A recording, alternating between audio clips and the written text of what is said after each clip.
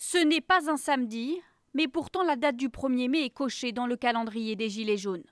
Sur les réseaux sociaux, des appels à un mercredi noir et jaune ont été lancés. Déjà plus de 10 000 personnes sont intéressées. La fête du travail, l'occasion surtout pour les Gilets jaunes de s'allier à tous les mouvements contestataires. Dans la rue mercredi, ils seront aux côtés des syndicats, mais aussi de certains partis politiques. On a tout intérêt à unifier les forces. Il faut absolument que le mouvement syndical soit clairement, complètement solidaire et avec le mouvement des Gilets jaunes. Et c'est l'idée de réunifier un peu tout ça, y compris le milieu associatif et puis les politiques de gauche, quoi. En fait, tout le mouvement social habituel. On sait aussi que le 1er mai, il faudra qu'il y ait cette jonction entre l'ensemble du mouvement des Gilets jaunes et du mouvement ouvrier pour que le mois de mai soit un mois de lutte suffisamment forte pour faire reculer Macron. La France insoumise, présente dans les cortèges hier, manifestera également le 1er mai.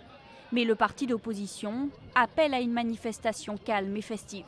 Ce qui compte pour cette mobilisation, c'est de ne pas céder face à la panique. Vous savez, on n'a jamais eu aucune ambiguïté et notre position est très claire. La violence n'est jamais la solution. Parmi la foule dans les rues, des Black Blocs devraient également être présents. Certains ont déjà appelé à transformer Paris en capitale de l'émeute.